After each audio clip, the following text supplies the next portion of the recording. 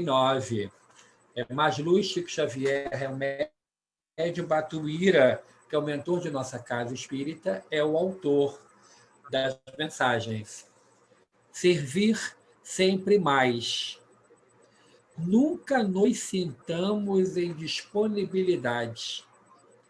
O obreiro terrestre, engajado em serviço de Jesus, tem horário integral de ação, porque até no sono físico, em sua pequena cota de sono físico, as energias de trabalhador se lhe mobilizam na edificação do bem. Vamos à prece de abertura dos trabalhos, por favor. Amado Jesus, amigo querido, aos amigos espirituais da Casa de Batuíra, mais uma vez nos reunimos nesse momento de luz, nesse momento de bênçãos, nesse momento, Senhor, onde iremos receber mais um ensinamento trazido pela nossa querida irmã Paula, que rogamos aos espíritos superiores que a envolva em bênçãos de luz, de tranquilidade, para que os seus ensinamentos trazidos seja de muita absorção de nossa parte, que possamos compreender, assimilar os ensinamentos e, dessa forma, aprendermos um pouco mais das lições trazidas por esses amigos espirituais. Muito obrigado, Jesus, por tudo, por esse banquete de luz em nossas vidas. E rogamos que esteja sempre presente em nossas vidas, hoje, agora e sempre. Que assim seja, graças a Deus.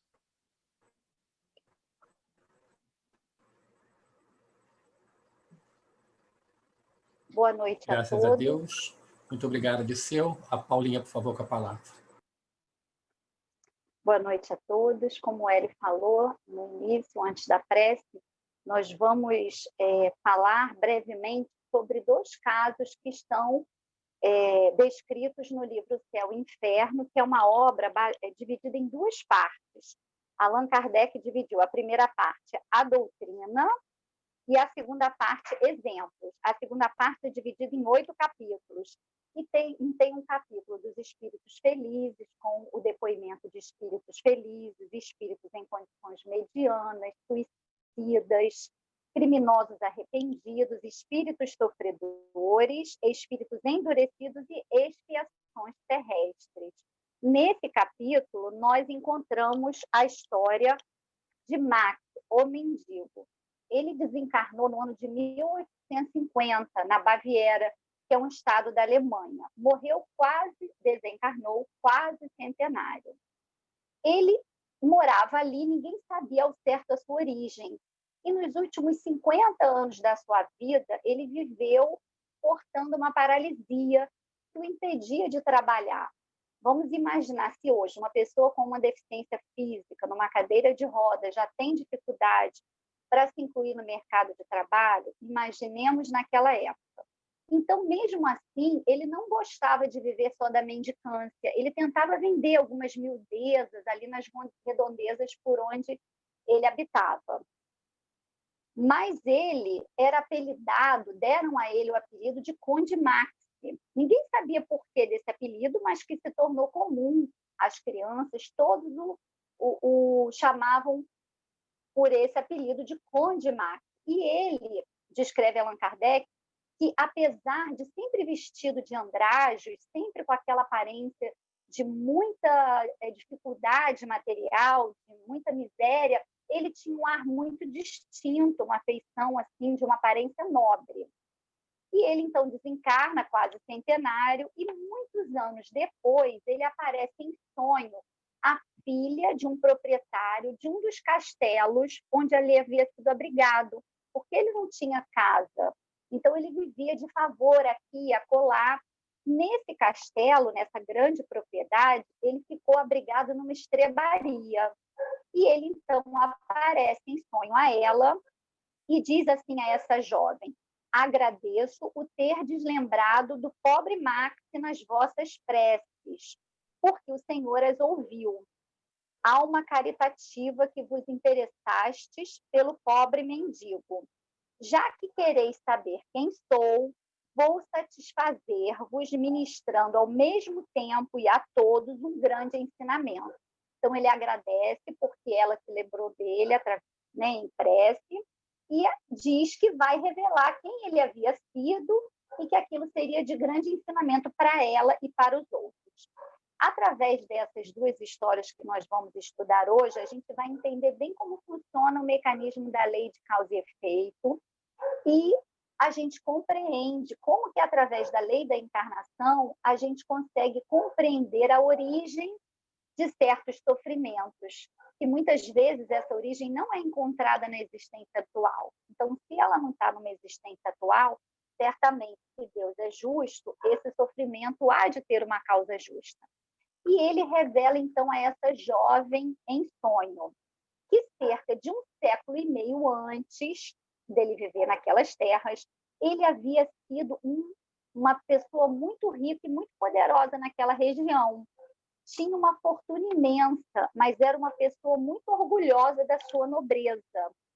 Só que ele se utilizou da sua riqueza apenas para as próprias satisfações, a satisfação dos próprios desejos, das próprias necessidades. E quando um dos seus súditos, um dos seus servos, se queixava de alguma coisa ou relatava alguma necessidade, ele nunca atendia, embora tivesse condições de fazê-lo. Ele até achava que aqueles seus funcionários deviam se sentir orgulhosos de servi-lo, uma pessoa tão nobre. Então, ele sempre tratava todos com muita indiferença, sempre indiferentes às dores, às necessidades dos seus servos. Ele teve um funeral muito luxuoso, muito suntuoso. Ele desencarnou jovem em razão dos seus excessos de todo tipo. E diz assim Kardec, que esse espírito relata que sobre o seu túmulo nenhuma lágrima se derramou, nenhuma prece foi elevada a Deus de coração em memória dele. E ele começa a relatar, então, como que foi a sua chegada no plano espiritual. Ele diz que ele no plano espiritual, ele é atingido pelos pensamentos, pelas vibrações daqueles a quem ele prejudicara ou daqueles a quem ele não socorrera, porque não socorrer, deixar uma pessoa ao desamparo, tendo condições de fazer, né, deixa marcas muito fortes na pessoa. Então, essas pessoas, através do pensamento, tinham memórias de mágoa em relação a ele, memórias de ressentimento, e essas lembranças atingiam ele no plano espiritual. Então, ele relata para Kardec que ele não deixou de ouvir essas mágoas ao longo de muitos anos que pareceram para ele uma eternidade. E a cada um que desencarnava, que não tinha sido socorrido por ele, cada um dos seus servos, dos seus súditos, acabavam, ao chegar no plano espiritual, através da sintonia, porque ele tinha a mente vinculada a esse erro, né? A consciência estava marcada por esse erro, então ele se vinculava às suas vítimas que o perseguiam no plano espiritual. Cada um desses que ele deixou de socorrer, que sofreu em razão da indiferença dele, o encontravam no plano espiritual e o perseguiam. Antigos companheiros, né, de jogo, de bebida, quando chegavam no plano espiritual, se dirigiam a ele com desdém, com total falta de caridade. E ele, então, diz assim: quanto eu daria por um instante de repouso, por um copo de água que pudesse dessedentar a minha sede, que me devorava. Entretanto, eu nada mais possuía. Todo o ouro a jorros derramado sobre a terra não produzia uma só bênção, uma só que fosse. Ouviste, minha filha? Diz a ele a jovem.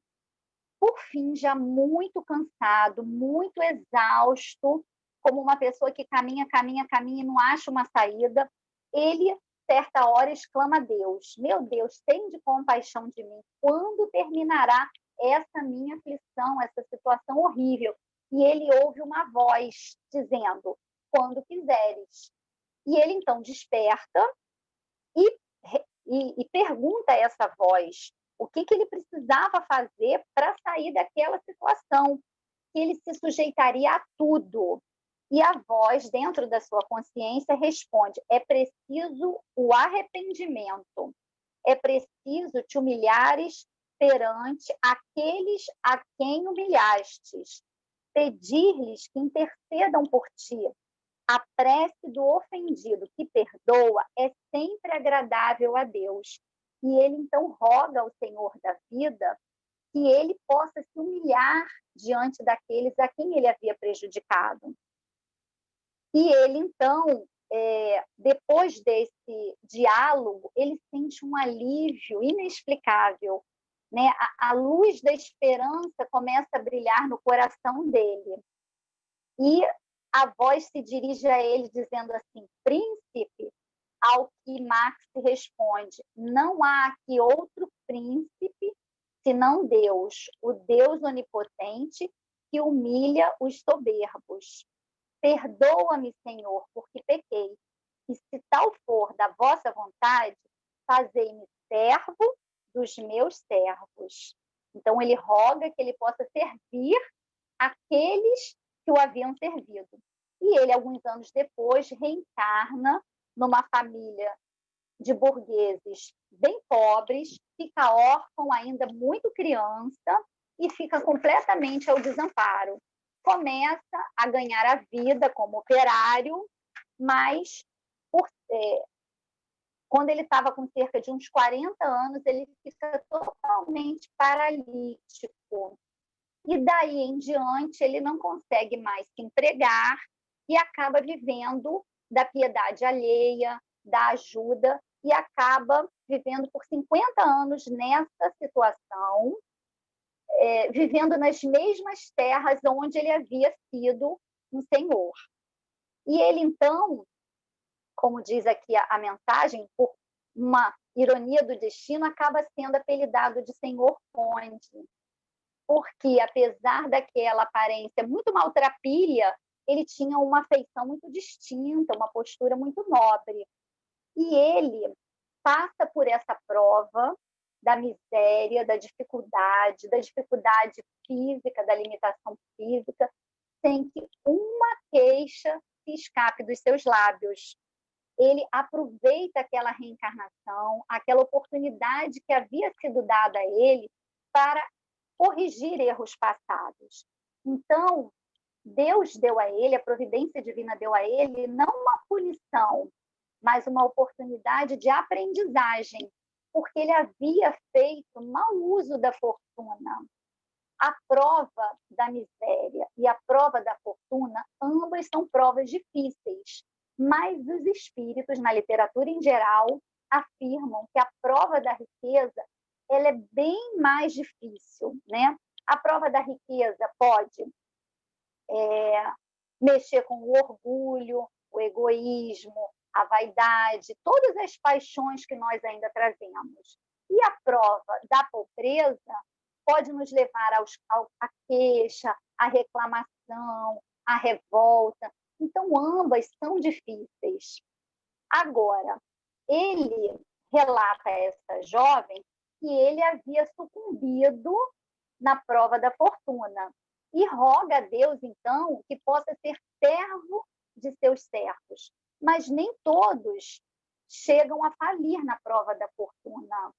Nós vamos, então, agora relatar para vocês a história da Condessa Paula, que está no capítulo das Comunicações dos Espíritos Felizes, na segunda parte, capítulo 2. Diz assim Allan Kardec, que essa condessa era bela, jovem e muito ilustre, era um modelo de qualidades intelectuais e morais. Ela tinha tudo que a maioria das pessoas deseja: beleza, juventude, tinha um título de nobreza e tinha muita fortuna. Ela desencarnou muito jovem, em 1851, aos 36 anos, e diferentemente do funeral do mendigo Max, quando ele havia sido um nobre, no funeral dela só se ouviam orações em gratidão a todo o socorro que ela havia prestado a todas as pessoas que necessitavam. E era muito boa, muito meiga, muito indulgente. Então, no seu funeral, o comentário em geral era: mas por que Deus tira da terra uma alma tão nobre, uma pessoa tão boa e tão jovem ainda? Então, ela relata que nessa encarnação dela, ela não sofrera uma privação material. Ela não tinha, assim, absolutamente passado por nenhuma necessidade. Mas ela era uma pessoa de uma beneficência inesgotável. Ela era muito justa com os seus funcionários, ela não retinha o pagamento de ninguém, ela não podia conviver com a ideia que alguém passasse por alguma dificuldade por responsabilidade dela. Era uma pessoa muito justa. Todas as pessoas presenciavam e tinham lembranças muito felizes dessa condessa. E é claro que, em razão do título de nobreza, das altas funções do marido, ela tinha compromissos sociais, ela tinha as tarefas da vida material, e ela não deixava de cumprir esses encargos que a sua posição exigia, mas ela nunca deixou de socorrer aqueles que necessitavam. Mas ela não esperava que os necessitados acorressem a ela para rogar ajuda. Ela ia em busca daqueles que necessitavam. E ela era uma pessoa muito comedida. Ela, em razão da sua vida nobre, né, muito distinta, aquilo que talvez não bastasse para satisfazer as necessidades de uma pessoa na posição dela, para ela era o suficiente. Ela era muito comedida nos gastos e, com isso, ela conseguia dispor de uma maior parte da sua fortuna para socorrer aqueles que necessitavam, porque ela sempre encontrava meios de conciliar a sua atividade beneficente com os seus deveres para com a sociedade. 12 anos depois que ela desencarnou, um amigo iniciado no espiritismo obteve uma resposta a algumas perguntas que foram feitas, e ela então se manifesta e dá a seguinte mensagem: meu amigo, tens razões em pensar que sou feliz, mas é uma felicidade que a linguagem do mundo não pode exprimir. Então ela relata para esse amigo que ela tinha sido, sim, feliz enquanto estava na Terra. Ela havia tido juventude, homenagem, saúde, fortuna, tudo que entre nós aqui constitui a ideia equivocada de felicidade. Mas ela disse que a felicidade que ela desfrutou na Terra em nada se comparava à felicidade que ela desfrutava agora no mundo espiritual. Ela disse que as festas que ela havia participado, aqueles bailes, aquelas festas nos castelos, nada se comparava às assembleias de espíritos reluzentes de luz das quais ela podia participar. Nada, ela diz que não há nada na linguagem aqui nossa que possa descrever de forma bem precisa aquilo que ela estava vivendo. E ela diz assim: nem existem invejosos nem ciumentos. É este o mundo em que me encontro, meu amigo, e ao qual você chegará infalivelmente se seguir o caminho reto da vida. Ela diz que, apesar de desfrutar dessa felicidade, ela não estava sem tarefas, ela tinha muitas ocupações. Ela diz que todos os espíritos que habitavam o mesmo ambiente que ela, todos eram espíritos muito ocupados, todos com tarefas a cumprir. E ela diz: ninguém tem tempo para enfadar-se aqui, por um minuto que seja. E ela diz aqui uma parte que traz um consolo tão grande para os nossos corações. Ela diz assim: atualmente, essa mensagem do século XIX, a Terra é o magno assunto de nossas cogitações. Que movimento entre os espíritos, que numerosas falanges aí afluem a fim de lhe auxiliarem no progresso e a evolução. Então, às vezes, a gente passa por momentos assim turbulentos como esse, pelo qual nós estamos passando em razão da pandemia e de todas as transformações que ela trouxe para a nossa vida, e a gente pensa assim, estamos esquecidos pela misericórdia de Deus, mas nunca estamos. Inúmeros são os espíritos que certamente estão intuindo aqueles pesquisadores, aqueles cientistas que se debruçam nos laboratórios em busca de uma vacina, em busca de um medicamento. Ela diz que a Terra é o centro do trabalho deles. Quantos espíritos se movimentam para nos socorrer a todos? E ela continua dizendo assim na sua mensagem: a Terra deve regenerar-se em dado tempo, pois importa que os desígnios da providência se realizem, e assim, cada qual desempenhando o seu papel. Não me julgue simples espectadora dessa grande empreitada, o que me envergonharia, uma vez que todos nela trabalham. Importante missão me é designada e grandemente me esforço por cumpri-la o melhor possível. E aí ela dá um conselho. Ela diz que não foi sem labores, sem esforços, sem suor, que ela alcançou aquela posição na vida espiritual de espírito feliz. Ela diz que antes dessa última existência, na qual ela reencarnou, nessa posição de condessa, ela havia experimentado muitas outras experiências reencarnatórias antes de aceitar a prova da riqueza.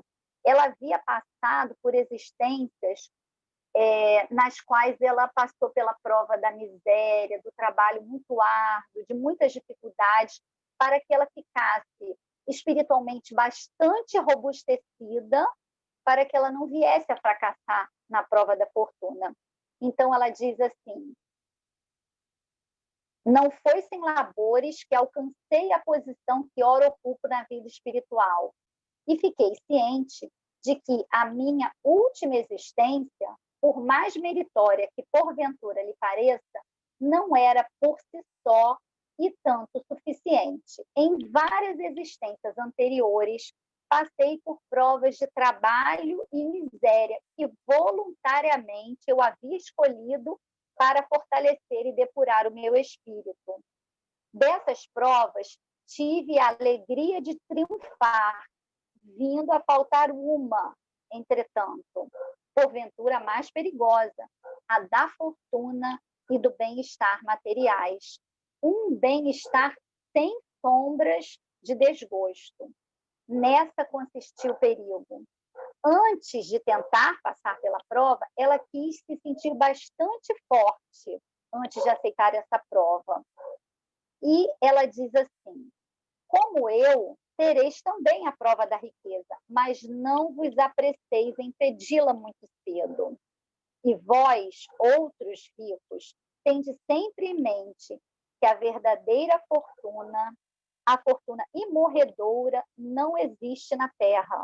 Procurai antes saber o preço pelo qual podeis alcançar os benefícios do Todo-Poderoso. Então, quando ela aceitou passar pela prova da fortuna, da riqueza, ela já estava bastante adiantada moral e espiritualmente, porque ela não queria sucumbir nessa prova. E ela, quando reencarna, ela tinha essa noção de que a verdadeira propriedade é tudo aquilo que é da alma. Tudo mais está conosco por empréstimo, para que a gente administre. E, certamente, ao chegarmos ao plano espiritual, teremos que prestar conta dos bens que administramos temporariamente. E, às vezes, em razão das apelações da vida material, dos apelos, a gente acaba se distraindo ao longo da caminhada, dando importância a coisas que, no fundo, não têm essa importância que nós damos. A gente precisa caminhar com a certeza de que a verdadeira propriedade é o conhecimento que a gente adquire, é o bem que a gente faz, são as virtudes que estamos nos esforçando para adquirir é aquilo que a gente vai levar para a vida espiritual. Tudo mais vai ficar aqui. E os espíritos dizem, no Livro dos Espíritos e em algumas outras obras subsidiárias, que a riqueza em si ela não constitui um obstáculo para o progresso do homem. Porque Deus não ia dar alguma coisa que fosse para entravar o progresso. Mas o uso que nós fazemos dela é que, às vezes, impede o nosso avanço, aqueles que a possuem. Então, a fortuna, quando ela está na mão de uma pessoa, ela precisa ser utilizada de maneira a gerar progresso, educação, cultura, pesquisa, empregos.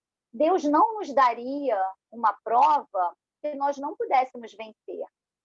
Mas, para isso, a gente precisa caminhar bastante vigilante, porque, às vezes, a gente pensa que apenas aqueles milionários é que se apegam aos seus bens. Mas a gente já parou para pensar se o pouco que a gente tem, a gente está apegado a isso? Se nós tivéssemos que retornar hoje ao plano espiritual, em que condições nós chegaríamos? Ainda apegados aos bens que tenhamos conquistado? Então, essa é a reflexão que fica para a noite de hoje.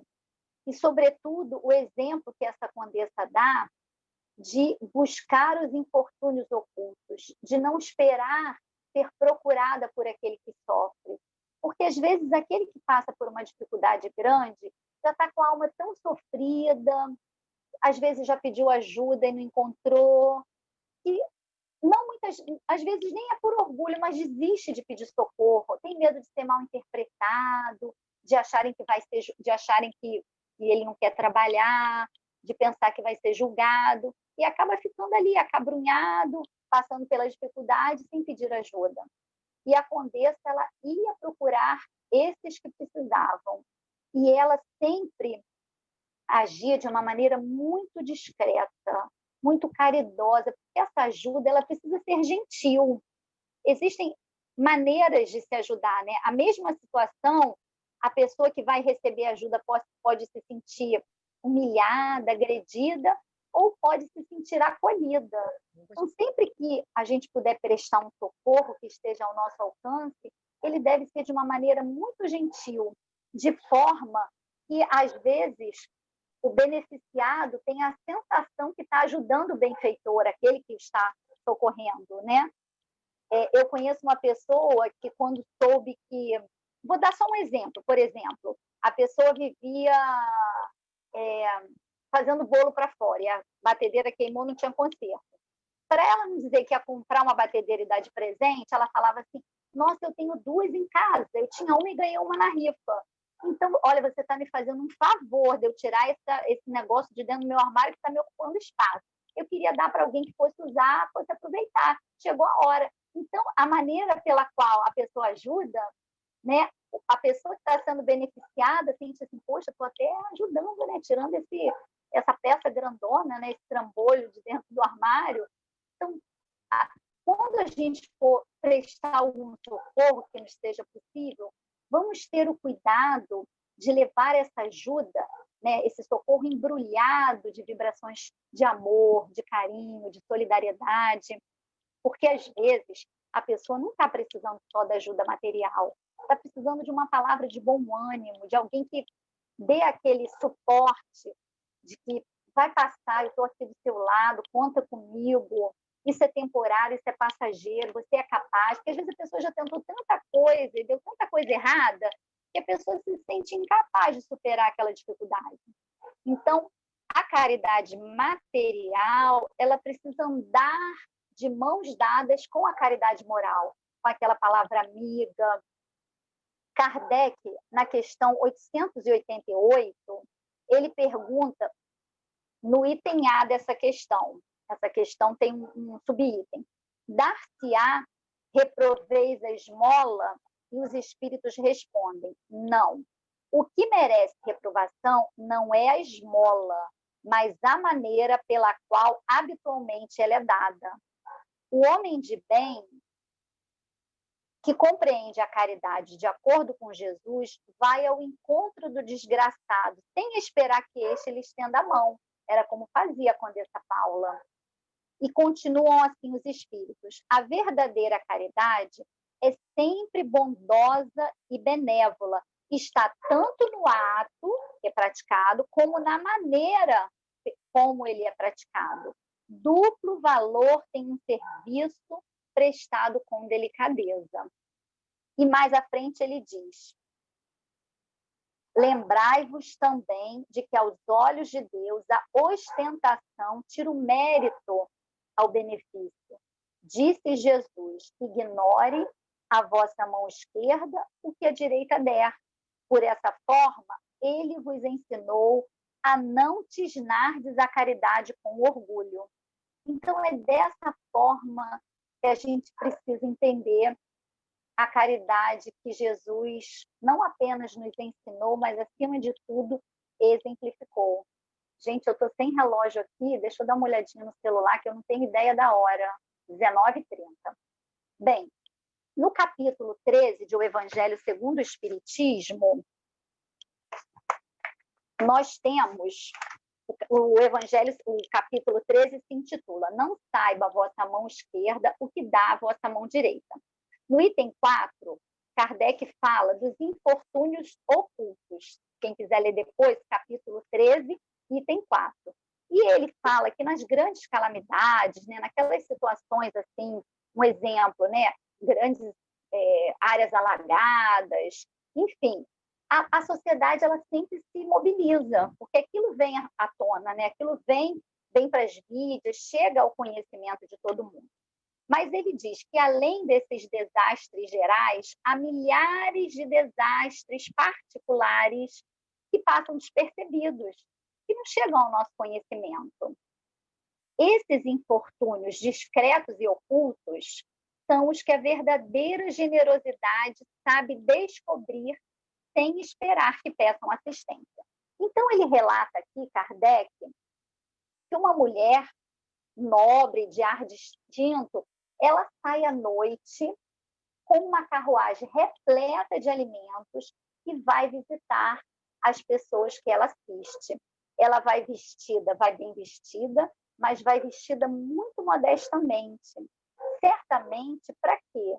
Para que a sua aparência não deixe a pessoa que já está moralmente debilitada mais debilitada. Então, ela vai prestar a caridade sem ostentação, para que ela não seja nem reconhecida. Então, ele conta aqui um episódio que ela vai visitar uma casa onde uma mãe passa por grande dificuldade, ela está rodeada de crianças que precisam de tudo. E diz Kardec assim: a sua chegada refugie a alegria naqueles rostos emagrecidos. É que ela vai acalmar ali todas as dores, traz tudo o de que necessitam, condimentado de meigas e consoladoras palavras, a caridade material de mãos dadas com a caridade moral, que fazem que os seus protegidos, que não são profissionais da mendicância, assentem o benefício sem corar, sem se constranger. O pai dessas crianças, esposo dessa senhora, está no hospital, enquanto a mãe ali permanece. Não consegue, com o seu trabalho, prover todas as necessidades da família. Graças a essa boa senhora, as crianças não mais sentirão frio nem fome.